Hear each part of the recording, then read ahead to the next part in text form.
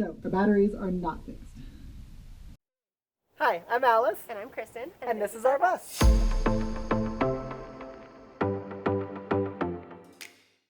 We're still having problems with our batteries. The new inverter did fix our charging problem, so we are getting 100 amp hours out of each battery, but they still cannot push the 1500 watts that I'm trying to get. I've been working with BattleBorn tech support on this. The theory is that because of the different wire lengths here, that's causing enough of a voltage drop that each battery is hitting its 100 amp internal limit at a time and shutting down, and then eventually they all shut down. I don't know if that's true or not. It shouldn't be. These should all be low resistance wires, but it's possible. The problem with that is that I have to rewire a whole bunch of stuff, and it's going to be quite a bit of labor. But if it works and it fixes it, then it's all going to be worth it. So that's today's task. This one.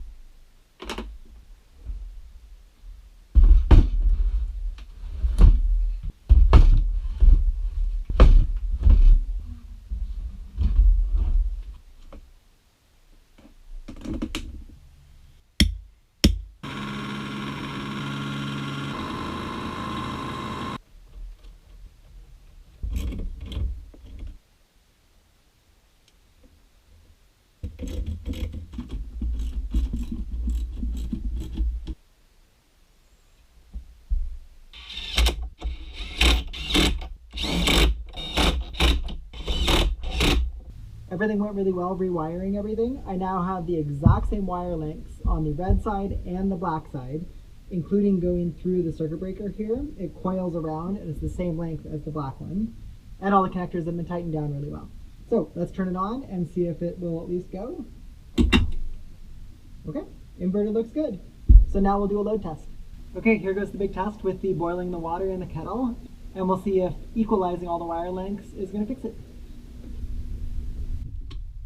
So no, equalizing the length of all of the wires did not fix this problem. Yesterday's test didn't go very well. So now I'm thinking that one of these batteries might be bad, but I can't figure out which one is the bad one. So we're going to take it apart again, connect them in pairs, and see if I can isolate which pair isn't working, and then split it again and see if we can get down to just which one battery is not working. So we're set up with batteries 3 and 4 connected. So I'm going to try the kettle test. So that turns on, and then we'll see if it shuts off. If it does shut off, then either battery 3 or 4 is bad. If it doesn't shut off, then they're both good. Batteries 3 and 4 did shut off. Next test is the 2-3 batteries. Didn't work. 2-3 also tripped out.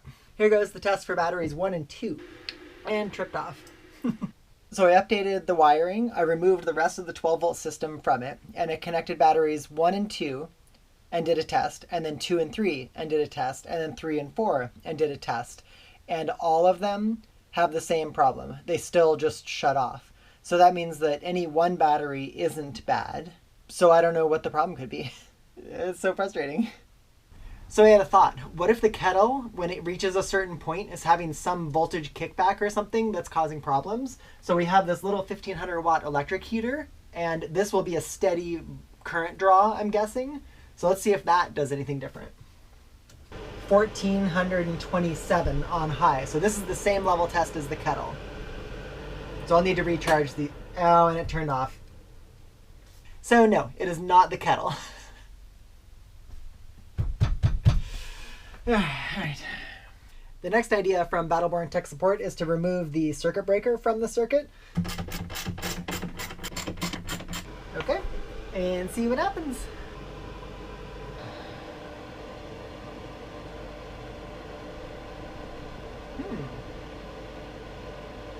That said 2 minutes. That may have fixed it. I don't see how a circuit breaker could cause this. But I think we might have this solved. That is not what I thought it was going to be.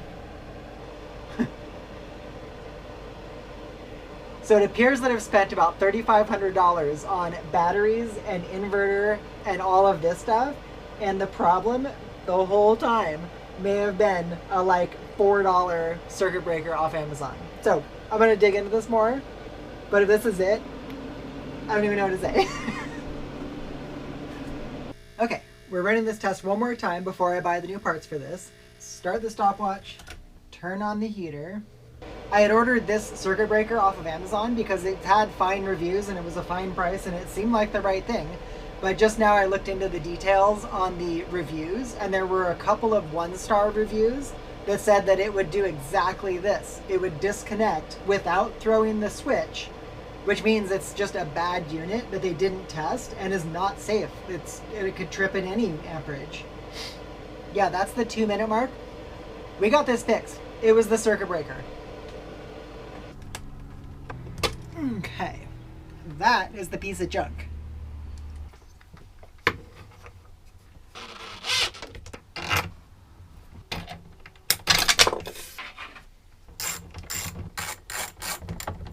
Electrical is finally done and working.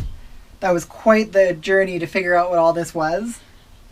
But now we know to check fuses because they're not all what they're advertised to be. And thank you to BattleBorn for being a great company and worked with me even through all the simple questions and answers and tech support and everything. They did really well. Definitely recommend them. So thank you for watching. We're almost done with all of our main projects and then we'll be hitting the road. Bye.